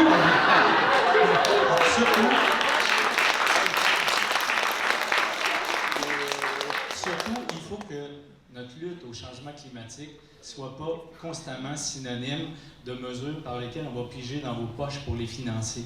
Et le NPD est le seul parti qui ose jouer sur la colonne des revenus, et ça, c'est une des premières mesures, parce que je ne pense pas que les pétrolières aient besoin de taxes et impôts pour se développer.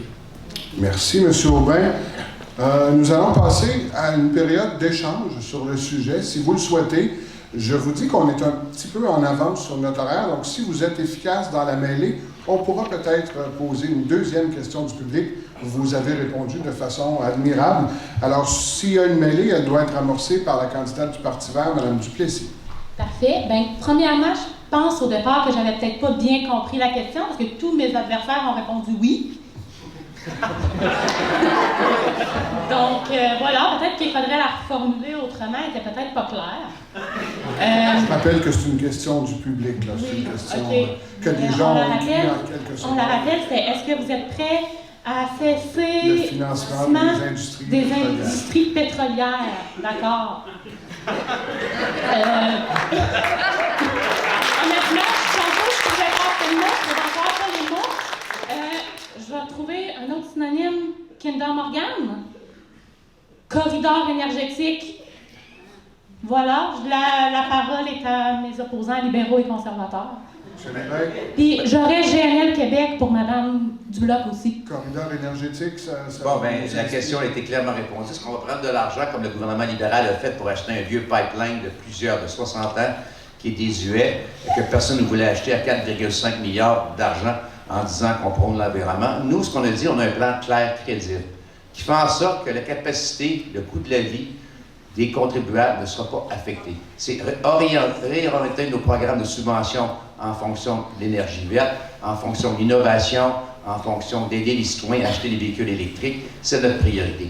Deuxième chose, c'est d'être conscient, d'être réaliste, que le pétrole, on a encore de besoin.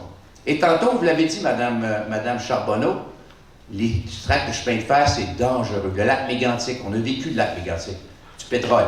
Alors, si on est d'accord sur une chose, si on n'est pas d'accord, on ne s'entendra pas, vous ne serez pas d'accord avec moi, sur une chose que le Québec a encore besoin, et le Canada, du pétrole. Il y a une transition qui va se faire. Si vous me dites qu'on fait la transition d'ici demain matin, il n'y aura pas de pipeline. À ce que je sache, la transition va se faire graduellement avec les programmes qu'on met en place et que vous, comme consommateur, vous faites des changements dans votre vie. Au niveau du transport collectif, on va investir là-dedans, le TGF, les municipalités doivent investir dans le transport collectif, et de prendre le changement de votre véhicule au transport collectif, et de là, le pétrole va diminuer. Présentement, le pétrole, ça donne bien, j'ai travaillé dans le domaine pétrolier, les bateaux. Ça rentre à barge, des bateaux de l'Iran. On parle toujours présentement, pour fournir le Canada, il rentre des bateaux de l'extérieur, à Saint-Romuald, on décharge. Et vous ne le savez peut-être pas, dans les années 80, rapidement, M. Lévesque. il passait une centaine de bateaux par semaine sur le fleuve. On a construit un oléoduc le long du Saint-Laurent.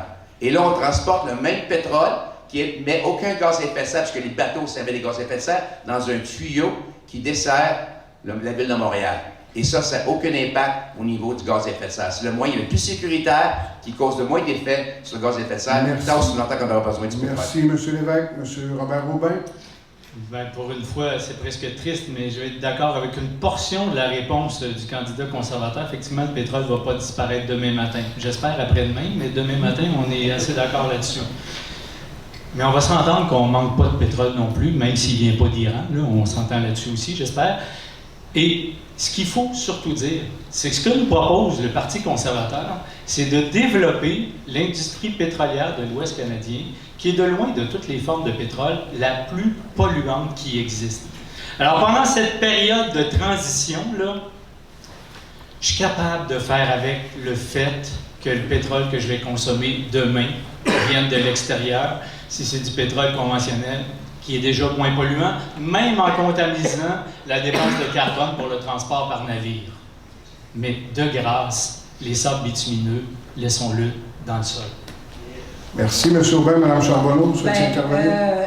Les conservateurs nous proposent un corridor énergétique. Et puis, en anglais, quand M. Scheer s'adresse à ses concitoyens anglophones, il parle de pipeline. Quelle est la différence entre un corridor énergétique et un pipeline qu'on va passer sous les tours à haute tension d'Hydro-Québec? C'est peut-être très sécuritaire, mais s'il y a un déversement sous les tours à haute tension, Hydro-Québec s'est positionné contre cette option-là parce que ça sera très dommageable pour l'environnement. Merci, Mme Charbonneau. Mme Renaud-Martin, vous souhaitez intervenir? Oui, bien, je tiens à dire que c'est pas une décision facile d'acheter un oléoduc. Puis je tiens à dire aussi qu'on le fait parce qu'on est un gouvernement responsable. On doit assurer, oui, une transition énergétique plus rapide. Et ce pipeline-là, excusez les termes anglophones, mais l'oléoduc permettait de le faire parce que c'est 47 milliards qu'on projette de pouvoir récupérer avec ça. Là, maintenant, actuellement, on vend le pétrole à rabais aux États-Unis. Ce projet-là permet d'assurer un marché plus ouvert, donc de développer des nouveaux marchés pour arrêter de vendre à rabais notre pétrole aux États-Unis. Et il faut savoir quelque chose, c'est qu'on est un pays. On ne peut pas prendre des décisions au détriment d'une ou d'une autre province. L'Alberta fait partie de notre Canada. On ne peut pas dire à l'Alberta, on va faire écouler ton économie là, parce que nous, on veut faire des changements rapides puis irresponsables. Oui, il faut une transition énergétique. Oui, il faut accélérer la transition énergétique. Et c'est justement pour ça qu'on a décidé que chaque dollar qui va émaner de ce projet-là va être réinvesti dans les nouvelles technologies, va être réinvesti pour accélérer l'électrification des transports. Et ça va profiter au Québec. Merci, Mme Renaud-Martin. Attendez un peu, je vais expliquer. On n'aura pas assez de temps pour faire une deuxième question, mais je vais terminer la discussion avec les candidats en leur demandant d'être concis. J'ai M. Lévesque qui veut parler, M. Aubin. Vu que j'ai parti la discussion au niveau de l'électrique, juste dire à M. Aubin que vous aimez mieux importer 40% du pétrole, parce que du pétrole, ça reste du pétrole, de Trump, des États-Unis, que de faire travailler les Canadiens, Canadiennes jusqu'à temps qu'on fasse la transition, j'ai de la misère avec ça. Vous savez que ces gens-là payent des impôts, puis quand on travaille, et le corridor énergétique va faire en sorte que quand on va faire la transition, on va exporter notre hydroélectricité propre à travers le Canada. Il y a une transition qui va se faire, ça va prendre 40 ans, et avec le temps, on va exporter notre hydroélectricité à travers le Canada, puis on va s'enrichir, puis ça va être plus l'Alberta qui va payer la péréquation. Ça va être le Québec qui va payer la péréquation. Merci, M. Aubin. Merci, M. Lévesque. Je donne la parole à M. Aubin. Mais j'aime mieux sortir du pétrole quand on exportait 40% des États-Unis, mais je pense que ce qu'il faut surtout faire, c'est prendre une leçon de ce qu'on a fait au Québec, qu'on a réussi à moitié. Un jour, on a décidé de bannir l'amiante. On n'en vendrait plus nulle part à travers le monde. Et du jour au lendemain, nos employés se sont retrouvés plus d'emplois, avec pas de formation, pas de transition qui avait été prévue. C'est ça qu'il faut réussir avec l'Alberta. Il ne faut pas aller leur dire « on va vous fermer vos pipelines et on vous coupe vos jobs ». Il faut déjà accompagner les travailleurs et les travailleuses pour dire « les industries ou les technologies vertes de remplacement, on va d'abord les mettre chez vous. On va vous former pour faire ça, puis après on va fermer le pipeline ». Merci, M. Aubin. Et Mme Duplessis, rapidement. Bien, en fait, M. Aubin m'enlève la moitié des mots de la bouche. Je te laisse l'autre moitié. Bien, l'autre moitié, en fait, c'est que c'était pour répondre aux propos de Mme Renaud-Martin. On ne peut pas dire ça comme ça aux Albertains, je suis d'accord, mais oui, on peut leur dire ça. Okay? On peut leur dire l'avenir de la planète vaut plus que vos emplois actuellement. Okay? On va faire une transition avec vous. On ne prévoit pas de sortir du pétrole demain matin. On va faire une transition avec vous. On va vous accompagner vers des nouveaux emplois dans les énergies vertes. Mais oui, éventuellement, on va vous couper le pétrole parce qu'on s'en va vers la carboneutralité. On ne peut pas d'un côté dire qu'on va baisser nos émissions de GES, puis de l'autre côté dire on ne peut pas froisser l'Alberta. Merci beaucoup, Mme Duplessis. C'est ce qui met fin à la discussion sur cette dernière question du public. Je pense qu'on peut, à ce moment-ci, remercier les candidats.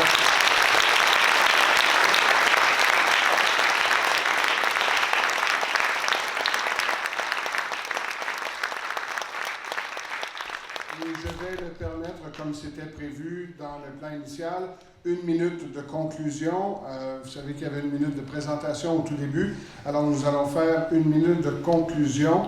Nous allons cette fois débuter par Mme Duplessis du Parti vert pour 1 minute. Oui, ça va.